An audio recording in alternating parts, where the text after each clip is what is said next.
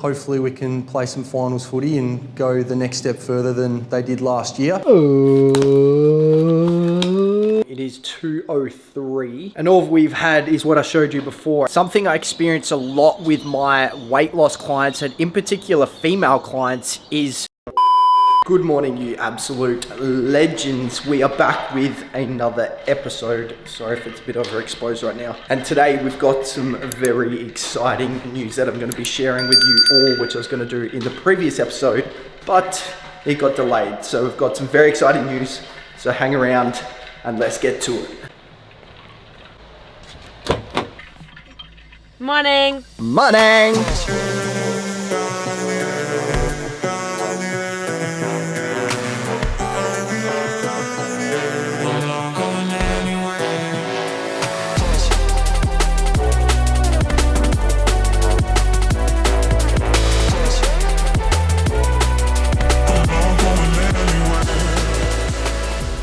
Finished up at the gym. We've come home quickly to get some breakfast. Neither of us know what we're gonna have. We have no bread.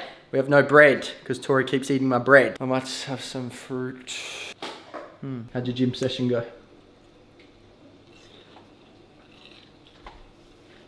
Light brekkie here. We got some peanut butter with jam on toast, a couple of small little bits, and a before you speak coffee discount code up here. I've got a sprinting session in probably an hour and a half-ish, so I don't want to have too much sitting in the stomach. Make sure I'm feeling nice and light for that session, and then the rest of the day we'll be eating a lot because I think I lost about 1 kilo yesterday. Alright, Jacko, you obviously come over from Adelaide. What's inspired the move over to the Gold Coast? Yeah, I think a new opportunity definitely is going to be pretty exciting, playing some footy with Southport, and hopefully we can play some finals footy and go the next step further than they did last year. But obviously the lifestyle is unbelievable, and I think it's the best spot for me to continue to develop my footy with some really good coaches and obviously some really good players around me as well to hopefully take myself to another level. As you would have just seen, some pretty exciting news that I have signed with the Southport Sharks for season 2023. Honestly, it was one of the toughest decisions that I had ever made. I put a lot of thought into it. I spoke to my psychologist, my manager about it. I feel like it's the best decision for me moving into 2023. I feel like I owe it to the West Adelaide Footy Club because they gave me so much opportunity. They invested their time and money into me to be able to give back to the club, and I do feel really, really bad for it, but at the same time I need to do what's best for me, and I feel like this is the right move to take me forward into 2023. But for now, let's get stuck into today's running session. We've got about 16 sprints to get done. You might not think that's a lot, but it'll probably take me at least an hour once I finish the warm-up and have the breaks in between, because the breaks in between are super important, because if you don't have that rest, you're not able to sprint at 100% intensity and maintain that force and power output that we need to stimulate speed and power.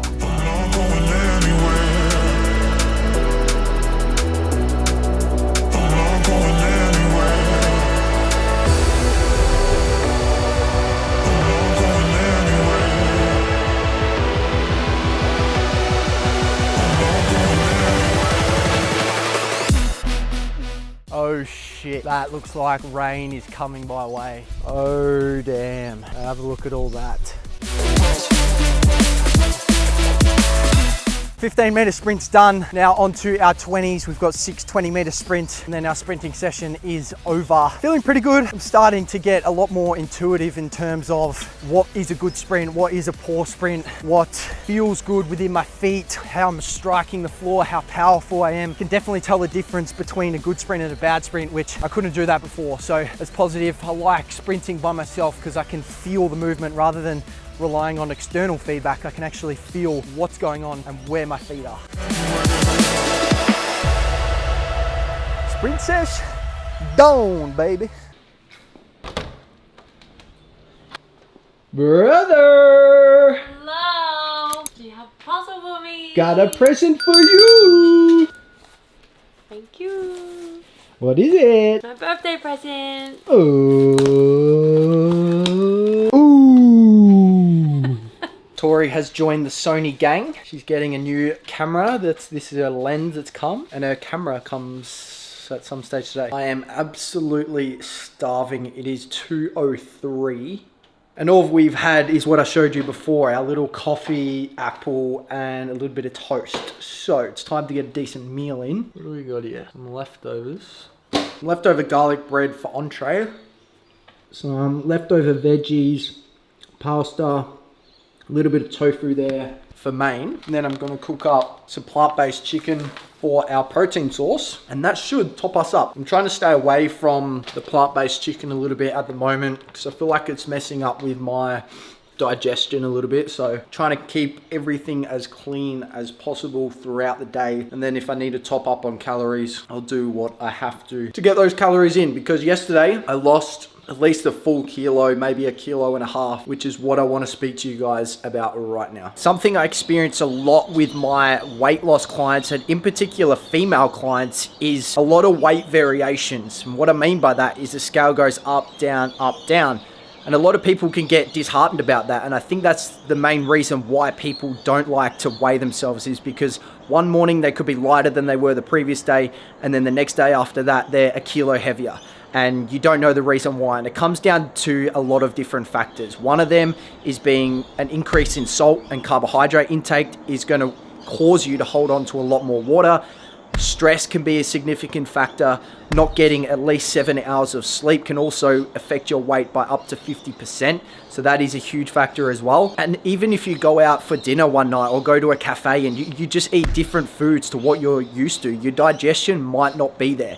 And it might not be at the level that it needs to, which is why you're seeing those fluctuations in weight, which is why I always recommend to my clients, and something that I think you guys should do as well, is ensure that you're weighing in each and every day. Now, this might come across to people as being obsessive and all of that sort of stuff, but it just allows us to play with numbers rather than just guessing on what our body is doing. By doing this, we're able to understand when our body goes through different fluctuations, especially females. Like going through a period, you can increase your weight by up to 2 to 3 kilos. Like that is a massive difference, and it's in the lead up, and you might not even know it. But if you're tracking your weight, you can sort of tell when your period is also going to come. So it's important to track every day. If you can get an average at the end of that week, and compare those averages week after week and see where that trend is going, that's when you can make those educated adjustments. But if you don't have those numbers, it's impossible to make an educated decision on whether we should drop your calories because we're not in a deficit anymore, or whether we should increase our training and exercise output to burn more calories across the day so we can see that weight loss, or whether we maybe need to increase those calories and reverse diet a little bit because our body is starting to slow down and we want to try and build that metabolism back up. So many different factors that can come into play, but we need the numbers, we need the data there. So whenever you're weighing yourself, look at it from a point of view as if you're just collecting data. It doesn't define who you are. It doesn't define the type of person you are. It's just a number on the scale. It's just data. And that is a way to overcome that mental barrier of weighing yourself.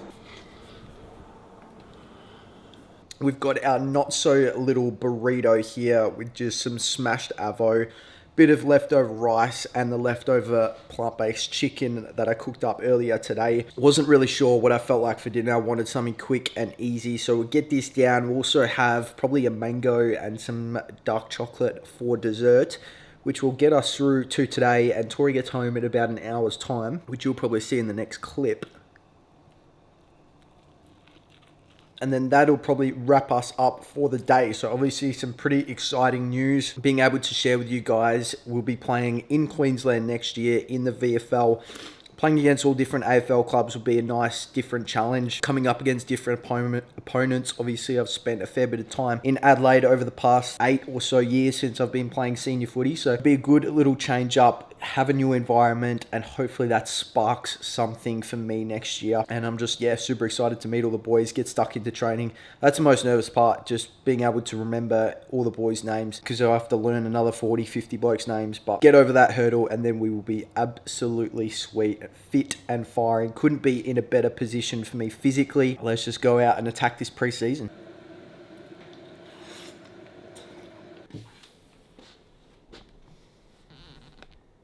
I'm so tired.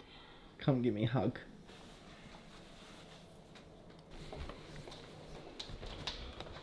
Oh. It's just scary. I feel like I have to really look after it now. Yeah, so you should. Fresh. That is us done and dusted. If you're keen to watch me play for Southport next year, drop a like. I appreciate if you did get this far and hopefully got some value out of today. And as always, remember to stay fearless. Obviously, it was a pretty tough decision for me to come over here and play for a different club, new team, new league as well. So very exciting, but also there's a lot of fear that stems behind that in not being good enough and trying to prove yourself again. So stay fearless, go out there, get after what you want, and don't let the opinions of others stop you from chasing your dreams.